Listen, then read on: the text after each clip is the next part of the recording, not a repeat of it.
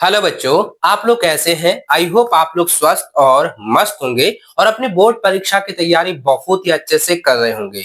आज की यह वीडियो क्लास 8 के सभी बच्चों के लिए बहुत ही महत्वपूर्ण होने वाला है, क्योंकि इस वीडियो में क्लास 8 का सब्जेक्ट साइंस यानी कि विषय विज्ञान का प्रीवियस ईयर के मॉडल पेपर का कंप्लीट आंसर की देखने वाले हैं, यानी कि प्रश्न सह उत्तर देखने वाले हैं। तो सभी बच्चे इस वीडियो में अंत तक बने रहेंगे और बताए गए हर एक क्वेश्चन को आप कॉपी में जो है उतार लीजिएगा और एग्जाम से पहले बच्चों इन सभी क्वेश्चन को आप अच्छे से याद कर लीजिए, रिवीजन जरूर कर लीजिएगा, क्योंकि इसमें से बहुत सारे क्वेश्चन जो है आपको डायरेक्ट जो है एग्जाम में देखने को मिलने वाला है। तो चलिए बच्चों क्वेश्चन की ओर बढ़ते हैं। क्वेश्चन की ओर जाने से पहले बच्चों मैं आपको बता दूं कि आप मार्कशीट का भी प्रैक्टिस जरूर कर लीजिएगा, क्योंकि मार्कशीट में अगर थोड़ी सी भी गलती हुई तो आपका रिजल्ट जो है वो पेंडिंग हो जाएगा या आप जो है फेल हो सकते हैं।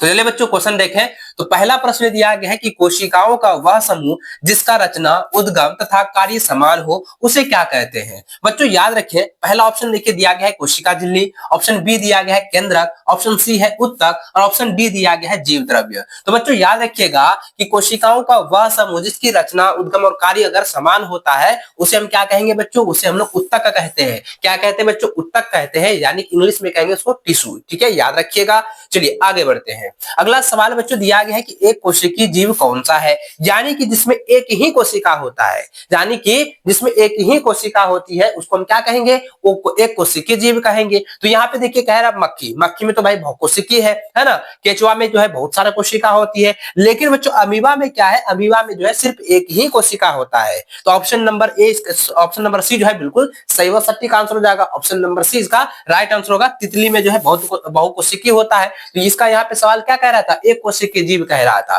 तो एक कोशिकीय जीव कौन सा हो जाएगा? तितली, अमीबा हो जाएगा। ऑप्शन नंबर सी इसका बिल्कुल राइट आंसर होगा। यहाँ तक क्लियर बच्चों? आगे देखिए, नेक्स्ट क्वेश्चन दिया गया है, कह रहा है कि सजीव के शरीर के संरचनात्मक और क्रियात्मक इकाई को क्या कहते हैं? तो याद रखिए बच्चों, शरीर के संरचनात्मक और क्रियात्मक इकाई को क्या कहा जाता है? जल्दी जल्दी बताइएगा। उसको हम क्या कहेंगे बच्चों? उसको हम लोग कहते हैं कोशिका। याद रखिएगा, शरीर के संरचनात्मक और क्रियात्मक इकाई को हम लोग कोशिका कहते हैं। और कोशिका की खोज जो है किसने किया था? रॉबर्ट हुक ने। और कब किया था भैया? 1665 ईस्वी में। इसको आप लोग याद कर लीजिएगा, है ना। चलिए आगे देखिए बच्चों, दिया गया है निम्नलिखित में से धातु कौन सी है? पहला ऑप्शन है सल्फर, दूसरा है कार्बन, तीसरा है ऑक्सीजन और चौथा दिया गया इनमें से सभी। तो बताइए इसका सही आंसर क्या होगा बच्चों? इसका सही आंसर होगा, याद रखिएगा, इसका सही आंसर होगा बच्चों कि ये सभी सल्फर हो गया, कार्बन हो गया और ऑक्सीजन, ये सभी क्या है? और धातु है। क्या बच्चा? और धातु है। ऑप्शन नंबर आपका डी जो है बिल्कुल सही आंसर होगा। अगला सवाल है, निम्नलिखित में धातुओं का उपयोग कहाँ किया जाता है? देखिए धातुओं का उपयोग जो है कहाँ किया जाता है? आपको पता है ना, धातुओं का उपयोग जो है हम लोग क्या करते हैं? पटाखों में करते हैं, है ना, उर्वरक बनाने में करते हैं, खाना बनाने वाले बर्तन में करते हैं, यानी इनमें से सभी में प्रयोग किया जाता है धातुओं का प्रयोग। तो भैया ऑप्शन नंबर डी हो जाएगा मेरे बच्चों, है ना। तो देखो बच्चों, आप देखो बेटा, यहाँ पे ऑप्शन नंबर डी इसका बिल्कुल सही आंसर होगा। इसको आप अच्छे से टिक कर लेना, ठीक है, याद कर लेना। चलो बेटा आगे देखो, यहाँ पे क्या दिया गया है। अगला सवाल कह रहा है कि कौन सी जो है एकमात्र वो धातु है जो कि विद्युत का जो है सुचालक है? विद्युत का सुचालक है। पहला ऑप्शन दिया है कार्बन, दूसरा क्या है? फास्फोरस, तीसरा है ग्रेफाइट और चौथा क्या दिया है? सल्फर दिया गया है। तो बच्चों यहाँ पे क्या कह रहा है? कहता है एकमात्र ऐसा वो धातु बताना है जिसमें क्या होता है? विद्युत का जो है सुचालक होता है। विद्युत का सुचालक होता है। विद्युत का सुचालक कौन करता है बच्चों? याद रखिएगा, ग्रेफाइट। ग्रेफाइट कहाँ होता है? आपने देखा होगा जो लेड होता है ना, रेड पेंसिल जो होता है, आप उसको जब मोखते हैं ना, जब उसको छीलते हैं तो वो काला वाला जो भाग होता है अंदर में, उसी को ग्रेफाइट कहा जाता है। इसको आप लोग नोट कर लीजिए, ठीक ना। चलिए आगे देखिए बेटा, यहाँ पे क्या दिया गया है कि सूक्ष्म जीव की वृद्धि को रोकने के लिए किसका उपयोग किया जाता है? तो पहला है नमक, दूसरा है खाद्य तेल, तीसरा है बच्चों चीनी और ऑप्शन दिया है डी इनमें से सभी। बताइएगा बच्चों कि सूक्ष्मजीव की वृद्धि को, यानी सूक्ष्मजीव को जो है बढ़ने से रोकने के लिए, अगर मान लो बढ़ जाएगा तो फिर ज्यादा नुकसान करेगा ना। तो यहाँ पे क्या होगा? सूक्ष्मजीवों को, जिसको हम नग्न आंखों से नहीं देख सकते। अब ये बताओ सूक्ष्मजीवों को हम कैसे देखेंगे? सूक्ष्मजीवों को हम लोग जो है सूक्ष्मदर्शी के द्वारा जो है देख सकते हैं। उसको हम लोग जो है सूक्ष्म जीव को जो है नग्न आंखों से यानी खुली आंखों से हम लोग नहीं देख सकते हैं। तो बच्चों यहाँ पे सवाल कह रहा है कि सूक्ष्म जीवों की वृद्धि को रोकने के लिए किसका उपयोग किया जाता है? तो बच्चों याद रखें इनमें से सभी इसका बिल्कुल सही व सटीक आंसर होगा। ठीक है, चलिए आगे देखिए बच्चों, दिया गया है, कहता है कि लेग्यूम पौधों की जड़ों में कौन सा जीवाणु उपस्थित होता है? पहला है बच्चों राइजोबियम, दूसरा है बच्चों यहाँ पे कि पेनिसिलियम, और तीसरा ऑप्शन दिया गया है राइजोपस, और ऑप्शन जो है डी दिया गया है स्पाइरोगायरा। तो इसका सही आंसर क्या हो जाएगा? इसका सही आंसर हो जाएगा बच्चों राइजोबियम। याद रखिएगा, लेग्यूम पौधों की जड़ों में कौन सा जीवाणु उपस्थित होता है, कौन सा जीवाणु होता है? तो बच्चों याद रखिएगा राइजोबियम जो है जीवाणु होता है, राइजोबियम जीवाणु होता है। ऑप्शन नंबर आपका ए बिल्कुल सही व सटीक आंसर होगा। ठीक है, इसको आप लोग ना कॉपी में उतार लीजिए बेटा, तभी आप लोगों को जो है अच्छे से समझ में आएगा। और इसको आप एग्जाम से पहले ना अच्छे से तैयार कर लेना, ठीक ना, इसको आप अच्छे से तैयार कर लेना। चलिए आगे देखिए बच्चों, दिया गया है सवाल कह रहा है कि भिंडी की पीत किस जो है सूक्ष्मजीव से होता है? भिंडी का जो पीत होता है वो किस सूक्ष्मजीव से होता है? किस जो है, देखिए सवाल पहला कह रहा है, ऑप्शन क्या है? जीवाणु, दूसरा कह रहा है कवक, तीसरा है शैवाल, चौथा है बच्चों विषाणु। तो इसका सही आंसर क्या हो जाएगा बच्चों? याद रखिएगा, भिंडी की जो पीत होता है वह होता है विषाणु से। किससे होता है? विषाणु से। ऑप्शन नंबर डी बिल्कुल सही आंसर होगा। अगला सवाल है कि विद्युत द्वारा किसी पदार्थ पर किसी वांछित धातु को निक्षेपित करने की प्रक्रिया को क्या कहलाती है? निक्षेपित करने की प्रक्रिया को हम लोग क्या कहेंगे? हम लोग कहते हैं विद्युत लेपन कहते हैं, विद्युत लेपन कहते हैं। तो ऑप्शन नंबर सी बिल्कुल सही आंसर होगा। अगला सवाल है कि कौन सा घोल जो है विद्युत का कुचालक होता है? बताइए कौन सा घोल जो है विद्युत का क्या कह रहा है बच्चों? कुचालक होता है। कुचालक का मतलब समझते हैं ना? तो आप समझते हैं। पहला ऑप्शन देखिए क्या दिया है? नींबू का रस। दूसरा क्या दिया है? नल का पानी। तो तीसरा ऑप्शन क्या है? सिरका। और चौथा क्या दिया है? अशुद्ध जल, यानी अशुद्ध जल, है ना, अशुद्ध जल। तो बताइए इसका सही आंसर क्या होगा बच्चों? आपको याद रखना है, याद रखिएगा। कह रहा है कि कौन सा जो घोल है विद्युत का क्या करता है? कुचालक होता है, विद्युत का कुचालक होता है। जैसे कुचालक कहेगा तो बच्चों याद रखिएगा इसका सही आंसर होगा अशुद्ध जल। अशुद्ध जल इसका सही आंसर हो जाएगा। इसको आप लोग अच्छे से याद रखेंगे। ठीक है, चलिए आगे देखिए, 12 नंबर सवाल कह रहा है कि बच्चों की विद्युत अपघटन का क्या उपयोग है? देखिए विद्युत अपघटन का उपयोग क्या होता है? विद्युत घटन का जो उपयोग होता है ना बच्चों, याद रखिएगा कि धातुओं का जो है निष्कर्षण में किया जाता है, धातुओं के निष्कर्षण में किया जाता है, धातुओं का जो है शुद्धिकरण में किया जाता है, और जो है इलेक्ट्रो प्लेटिंग में भी किया जाता है। यानी इनमें से सभी, ये तीनों ऑप्शन इसका सही आंसर हो जाएगा। ऑप्शन नंबर डी के साथ चलेंगे, ऑप्शन नंबर डी बिल्कुल राइट आंसर हो जाएगा, है ना। याद रखिएगा, इसको कॉपी में ना इसको उतार लीजिए, तब अच्छे से आपको जो है पढ़ने में भी आसानी होगी, है ना। वीडियो देख रहे हैं उसके बाद जो है जब कॉपी में आप पलट आकर देखोगे ना, उसको एक दो बार पढ़े लोगे ना, तो क्या हो जाएगा? पूरा का पूरा रिवीजन हो जाएगा, पूरा का पूरा आपका जो है रिवीजन हो जाएगा। ठीक है, चलिए आगे देखिए, सवाल कह रहा है बच्चों, अगला कह रहा है कि निम्न में से कौन जो है जीवों के जनन की अलैंगिक विधि है? जीवों के जनन की जो है अलैंगिक विधि है, बताइए इसका सही आंसर क्या हो जाएगा? इसका सही आंसर बच्चों हो जाएगा निषेचन, यानी इंग्लिश में कहते हैं फर्टिलाइजेशन, है ना बच्चों। ऑप्शन नंबर ए बिल्कुल सही आंसर होगा। अगला सवाल है कि बाह्य निषेचन किसमें होता है? बाह्य निषेचन किसमें होता है, यानी कि बाहरी निषेचन कहता है, यानी एक्सटर्नल फर्टिलाइजेशन जो है किसमें होता है बच्चों? याद रखिएगा बच्चों। देखिए क्या है, मछली में क्या होता है? वो जो है बाह्य निषेचन होता है ना। स्टार फिश में जो है बाह्य निषेचन होता है, मेढक में भी जो है बाह्य निषेचन होता है। इसलिए बच्चों इसका आंसर हो जाएगा इनमें से सभी, यानी सभी में जो है, ये सभी में, यानी मछली, स्टार फिश और मेढक, इन तीनों में क्या होता है? बाह्य निषेचन होता है। इसलिए इसका आंसर क्या हो गया? ऑप्शन नंबर डी हो गया, है ना। आगे देखिए, अगला सवाल है निषेचन के परिणाम स्वरूप क्या बनता है? निषेचन के परिणाम स्वरूप जो है क्या बनता है? निषेचन के परिणाम स्वरूप बच्चा याद रखिएगा युग्मनज बनता है, यानी जायगोट बनता है।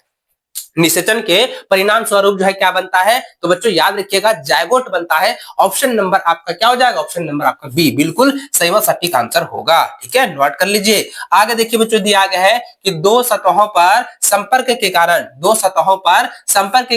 जो है कौन सा बल लगता है? पहला है पेशीय बल, दूसरा है चुंबकीय बल, तीसरा है बच्चों घर्षण बल, और चौथा कह रहा बेटा गुरुत्वाकर्षण बल या गुरुत्व बल। बताइए कि दो सतहों के बीच, एक सतह इधर है, एक सतह इधर है और एक सतह इधर है, उसमें अगर कह रहा है कौन सा बल लगेगा, तो उसमें बच्चों आपको याद रखना है, उसमें कौन सा बल लगता है? तो बच्चों उसमें याद रखिएगा, उसमें जो है ना आपका घर्षण बल लगेगा। मान के चले हम, ये एक हथेली ये हो गया, और एक हथेली ये हो गया, हम दोनों के बीच ऐसे करके बल देंगे तो कौन सा बल हो रहा है? तो यहाँ पे घर्षण ना बल हो रहा है। तो वही यहाँ पे पूछा गया, वही सवाल यहाँ पे कह रहा है ना जी, वही सवाल यहाँ पे कह रहा है। तो चलिए आगे देखिए बच्चों, 17 नंबर सवाल कह रहा है कि एकांक क्षेत्र पर कार्यरत बल को क्या कहते हैं? पहला ऑप्शन है ऊर्जा, दूसरा है आयतन, तीसरा है बच्चों दाब और चौथा दिया गया है द्रव्यमान। तो बच्चों इसका सही आंसर क्या हो जाएगा?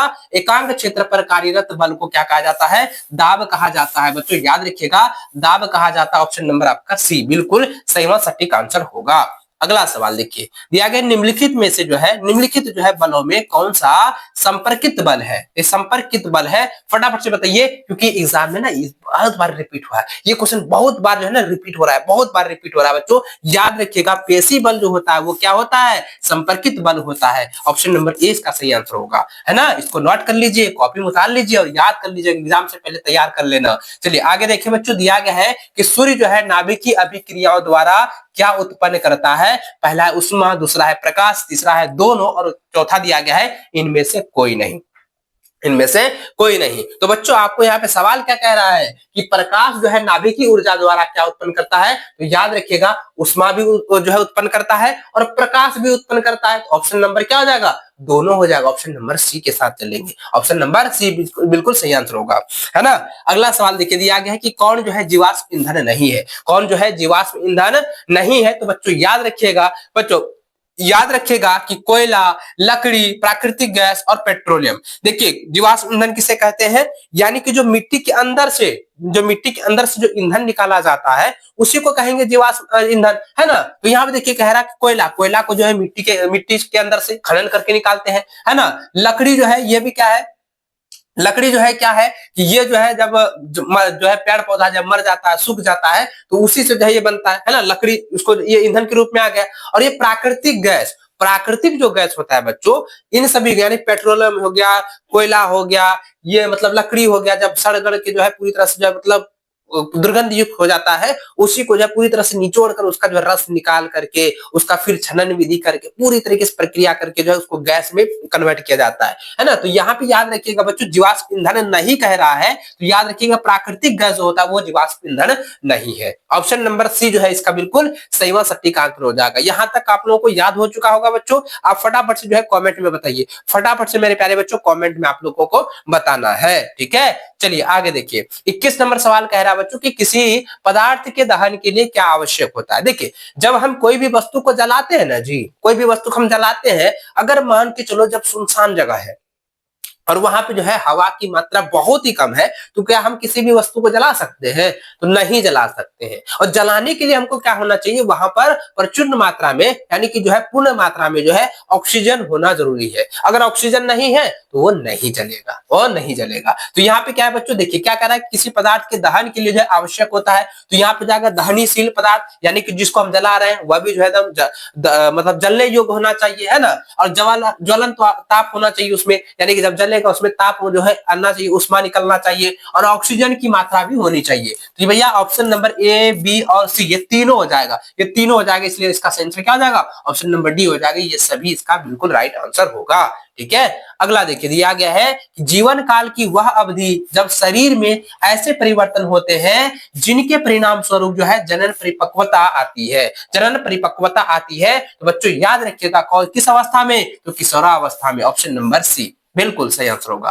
अगला सवाल दिया गया बच्चों, अगला सवाल कह रहा है कि क्रोध, चिंता एवं उत्तेजना की अवस्था में कौन सा हार्मोन जो है उत्तरदायी होता है? यानी क्या कह रहा है कि जब हम लोग गुस्सा करते हैं, जब लोग हम टेंशन में हो जाते हैं, जब हम लोग उत्तेजना होते हैं किसी भी चीज को लेकर के, तो इसमें से जो है कौन सा हार्मोन जो है, कौन सा हार्मोन जो है उत्तरदायी होता है? किस हार्मोन के कारण ऐसा होता है? गुस्सा होना, उत्तेजना होना, या जो हम लोग चिंता करते कि अरे भैया एग्जाम नजदीक आ भी रहलो छो, हम की पढ़बो, हमरा समझे में ना आ भी रहलो छो। तो हम लोग जो इस तरह चिंता करते हैं ना, तो ये किस हार्मोन के कारण होता है? हमारे शरीर में बदलाव होता है। किस हार्मोन के कारण? बताइए किस हार्मोन के कारण? तो बच्चों याद रखिएगा, याद रखिएगा एड्रीनेलिन, याद रखिएगा एड्रीनेलिन हार्मोन के कारण इस प्रकार ये सारी चीजें होती है। याद रखिए ऑप्शन नंबर 20 का बिल्कुल सही आंसर हो जाएगा, ठीक है। आगे देखिए बच्चों, दिया गया है, कहता है कि बच्चे के लिंग निर्धारण के लिए कौन उत्तरदायी है? बच्चे के लिंग निर्धारण के लिए कौन उत्तरदायी होता है? बताइए तो, बच्चों के लिंग निर्धारण के लिए को जो है उत्तरदायी होता है, बताइए माता पिता या दोनों या कोई नहीं, बताइए बच्चे का जो लिंग निर्धारण होता है, बच्चों का जो है लिंग निर्धारण जो होता है ना बच्चों, वो किसके कारण होता है, आपको नोट कर लेना है, एकदम तैयार कर लेना है बच्चों, याद रखिएगा। पिता जो है उत्तरदायी होता है, पिता जो है उत्तरदायी होता है। कैसे होता है, देखिए जो है एक्स और एक्स जो होता है वो मादा होता है। ये क्या है, देखो हम लिख देते हैं, ये माँ है, ये माँ है जिसका गुणसूत्र क्या भैया एक्स एक्स है ना। और ये पिता है, ये क्या बच्चों, ये पिता है जिसका गुणसूत्र एक्स वाई है। जब एक्स और एक्स गुणसूत्र मिलेगा तब ना जो है लड़की होगा, और एक्स और वाई और मिलेगा तो भैया एक्स और वाई मिलेगा तो एक्स वाई यानी लड़का बनेगा।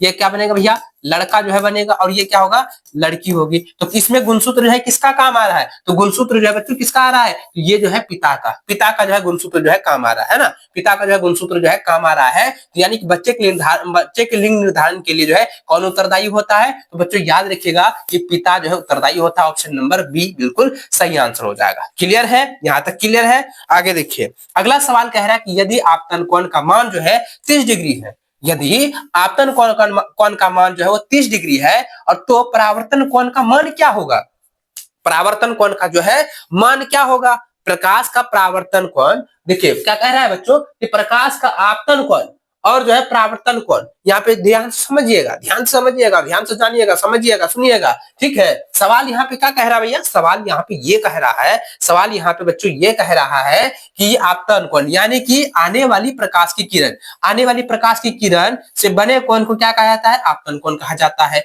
और जाने वाली यानी कि पुनः जो है रिटर्न हो जाता है, उसको हम लोग क्या कहते हैं बच्चों, परावर्तन कोण। यानी हम जानते हैं कि परावर्तन कोण जो होता है I बराबर R होता है, यानी कि आपतन कोण बराबर जो है परावर्तन कोण होता है, यानी जितना मान ये इसका होगा उसका भी उतना ही मान होगा। यानी इसका मान कितना 30 डिग्री दिया, इसका मान 30 डिग्री दिया, इसका भी कितना होगा 30 डिग्री होगा ना। तो याद रखिए बच्चों इसका सही आंसर क्या हो जाएगा, ऑप्शन नंबर सी हो जाएगा 30 डिग्री। क्लियर है, क्लियर है ना बच्चों, नीचे आप लोग कमेंट में भी बताना कि क्लियर है सर। चलिए आगे देखिए बच्चा, दिया गया है कि समतल दर्पण से बना प्रतिबिंब होता है, समतल दर्पण से बना प्रतिबिंब क्या होता है, क्या आभासी होता है, वास्तविक होता है, धुंधला होता है, या कोई नहीं होता है, बताइए इसका सही आंसर क्या हो जाएगा।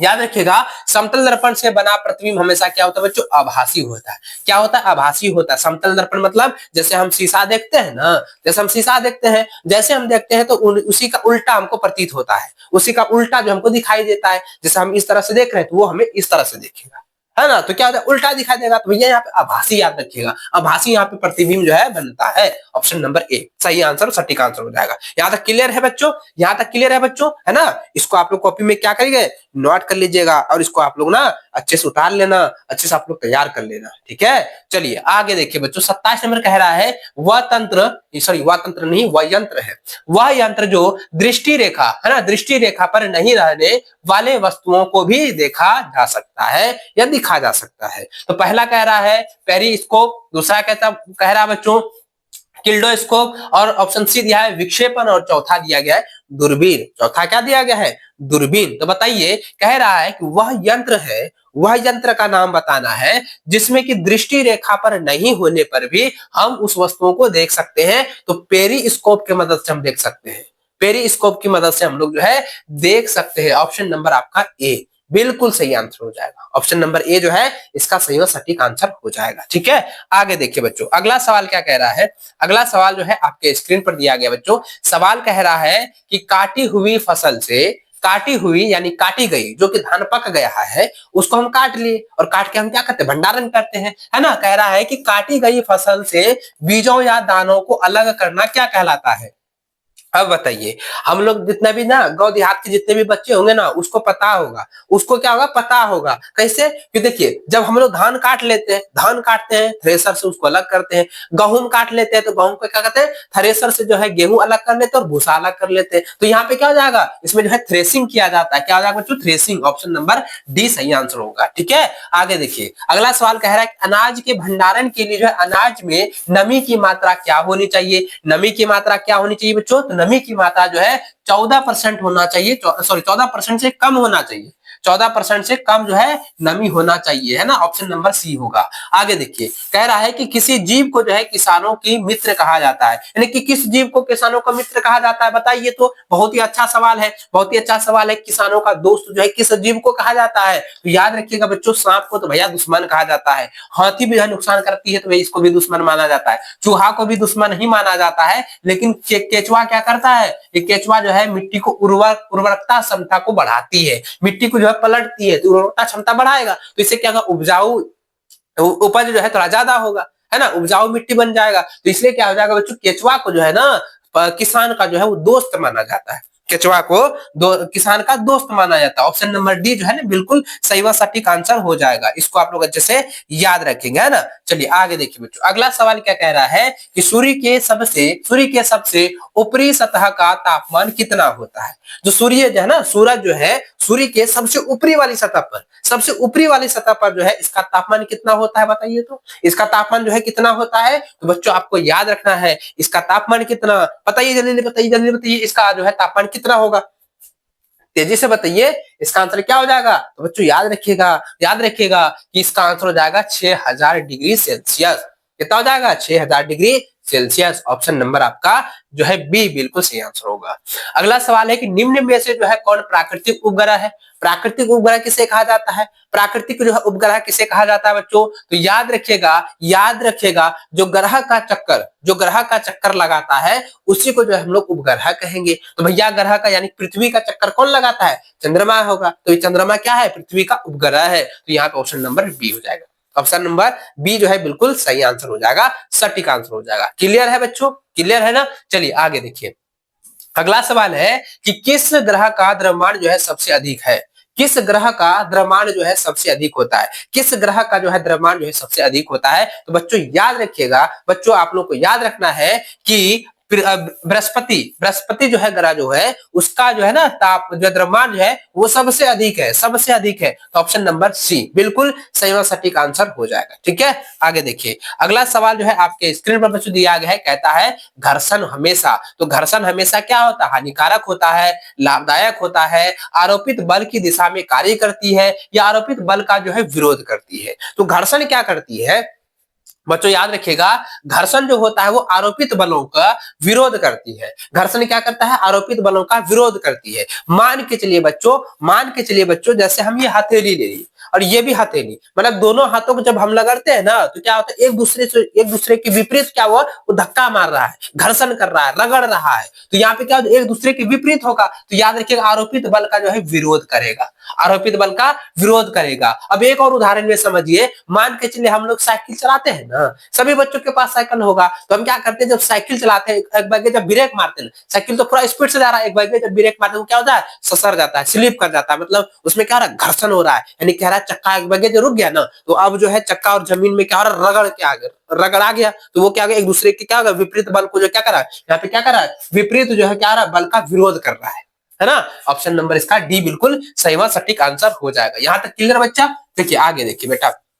कह रहा है कि घर्षण जो है निर्भर करता है, घर्षण निर्भर करता है, पहला है पृष्ठ की प्रकृति पर, दूसरा है वस्तु के भार पर, तीसरा है दोनों पर, और चौथा दिया गया किसी पर नहीं। तो बताइए बच्चों इसका सही आंसर क्या हो जाएगा, घर्षण निर्भर करता है। तो घर्षण जो है निर्भर करता है, घर्षण निर्भर करता है बच्चों, याद रखिएगा ये जो है आपका जो है क्या हो जाएगा, पृष्ठ की प्रकृति पर निर्भर करता है और वस्तु के भार पर भी निर्भर करता है ना। मान के चलिए बच्चों पृष्ठ अगर पूरी तरह से समतल है, पूरी तरह चिकना है, तो वहां पे घर्षण जो है बहुत ही कम होगा। अगर मान के चलिए पूरा उबड़ खाबड़ है ना, पूरा खुरदरा है, तो वहां पे क्या हो जाएगा, घर्षण ज्यादा होगा। इसलिए बच्चों क्या हो जाएगा, दोनों पर निर्भर करेगा। ऑप्शन नंबर सी के साथ चलेंगे, ऑप्शन नंबर सी जो है इसका बिल्कुल सही व सटीक आंसर होगा, ठीक है। चलिए आगे, अगला सवाल कह रहा है बच्चों कि घर्षण बढ़ने का तरीका निम्न में से कौन है। तो बच्चों याद रखिएगा, घर्षण बढ़ने का जो तरीका होता है वह क्या होता है, स्नेहक द्वारा होता है। क्या होता है, स्नेहक द्वारा होता है। ऑप्शन नंबर ए बिल्कुल सही आंसर हो जाएगा, ठीक है। आगे देखिए,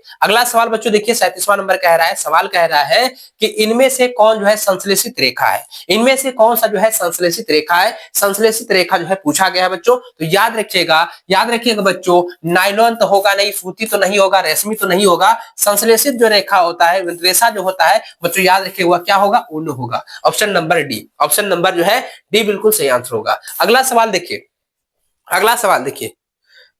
अरे ये नहीं नहीं, ऊन नहीं होगा, इसका आंसर होगा नायलॉन होगा, कि सूती और रेशमी, और ये तो होगा नहीं, ये नहीं होगा, ये हो जाएगा नायलॉन हो जाएगा, ऑप्शन नंबर ए हो जाएगा, ऑप्शन नंबर आपका ए हो जाएगा, ठीक है, ऑप्शन नंबर ए इसका बिल्कुल सही आंसर होगा, है ना। चलिए आगे देखिए, 38 नंबर सवाल कह रहा है निम्न में कौन जो है 4 आर में नहीं है, यानी 4 आर में नहीं है, निम्नलिखित में से जो है कौन 4 आर में नहीं है, तो 4 आर में कौन सा नहीं हो जाएगा बच्चों, याद रखिएगा बच्चों, यहाँ पे क्या है, रेड्यूस दिया गया है, फिर यहाँ क्या है, रीयूज दिया गया है, रिसाइकल दिया गया और रिमूव दिया गया, तो यहाँ पे ऑप्शन नंबर जो है सी बिल्कुल सही और सटीक आंसर हो जाएगा। इसको आप लोग अच्छे से याद रखेंगे।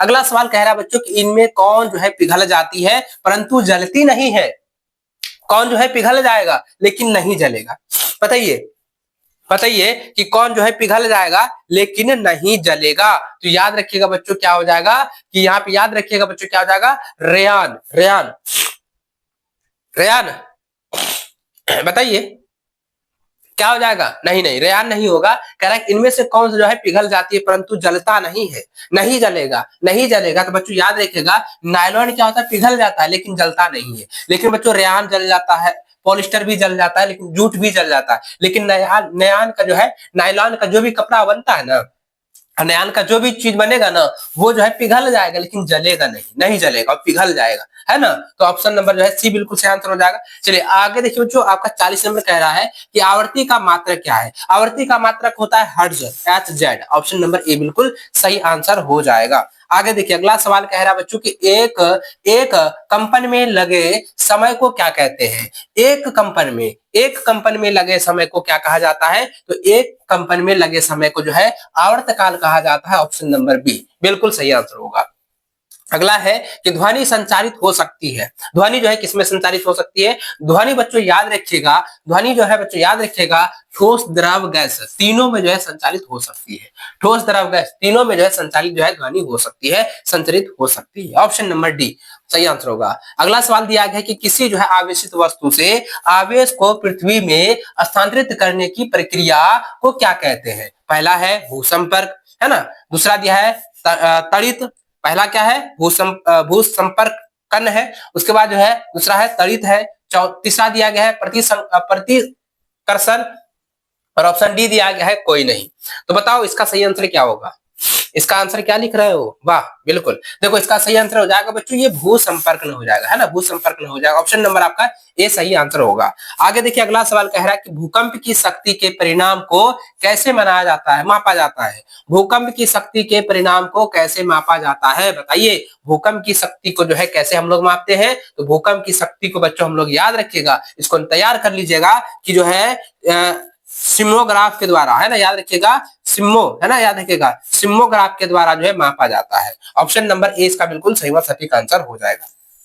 अगला सवाल लिख दिया गया है, कह रहा है कि आवेश कितने प्रकार के होते हैं, तो बच्चों आवेश जो है 2 प्रकार के होते हैं, कितने प्रकार के, आवेश जो है 2 प्रकार के होते हैं, आवेश जो है 2 प्रकार के होते हैं, एक होता है धनावेश और दूसरा होता है ऋणावेश, धनावेश और ऋणावेश, मतलब धन आवेश, है ना, धन युक्त आवेश को हम लोग धनावेश कहेंगे और ऋण युक्त आवेश को क्या कहेंगे, आपको ऋणावेश कहेंगे, यानी कि आवेश कितने प्रकार के, 2 प्रकार के होते हैं, है ना, नोट कर लीजिए, ऑप्शन नंबर बी बिल्कुल सही आंसर होगा। अगला सवाल कह रहा है कि वायुमंडल में जो है निलंबित सूक्ष्म ठोस या तरल कण के बादल को क्या कहते हैं, तो तरल कण के बादल को क्या कहा जाता है बच्चों, जल्दी बताइए क्या कहा जाता है, तो याद रखिएगा बच्चों उसको जो है एरोसोल कहा जाता है, एरोसोल कहा जाता है, ऑप्शन नंबर बी। अगला सवाल है कि वायुमंडल में ऑक्सीजन गैस कितना प्रतिशत है, हमने कई बार बताया है कि वायुमंडल में ऑक्सीजन जो होता है वो कितना है, 21% है ना, वायुमंडल में ऑक्सीजन कितना 21% है, ऑप्शन नंबर बी बिल्कुल सही आंसर होगा।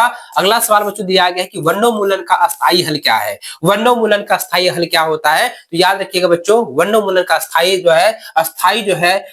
जो है हल होता है वह होता है पुनर्वनरोपण, पुनर्वनरोपण, ऑप्शन नंबर सी बिल्कुल सही व सटीक आंसर हो जाएगा, है ना। चलिए आगे देखिए अगला सवाल कह रहा है बच्चों कि काला सोना किसे कहा गया है, बताइए काला सोना किसे कहा जाता है, काला सोना तो भाई कोयला को ना कहते हैं, तब काला सोना किसको कहा जाता है, कोयला को कहता है, कोयला को ही कहता है ना, कोयला को ही कहता है। अगले देखिए अगला सवाल कह रहा है बच्चों कौन सा जो है प्राकृतिक संसाधन नहीं है, प्राकृतिक संसाधन देखिए जल जो है प्राकृतिक संसाधन है, हवा जो है ये प्राकृतिक संसाधन है ना जी। और जो है सूर्य का प्रकाश ये भी जो है प्राकृतिक संसाधन है। लेकिन कपड़ा क्या है, कपड़ा एक मानव निर्मित संसाधन है, यानी क्या है, ये कृत्रिम संसाधन है ना जी। ये क्या होगा, ये जो है मानव निर्मित संसाधन है। तो ऑप्शन नंबर डी बिल्कुल सही और सटीक आंसर होगा। ठीक है, इसको आप लोग तैयार कर लेना। तो बच्चों आज की इस वीडियो में विज्ञान के जितने भी क्वेश्चन मैं आपको बताए हैं वो सारे क्वेश्चन आपके एग्जाम के लिए बहुत ज्यादा महत्वपूर्ण है।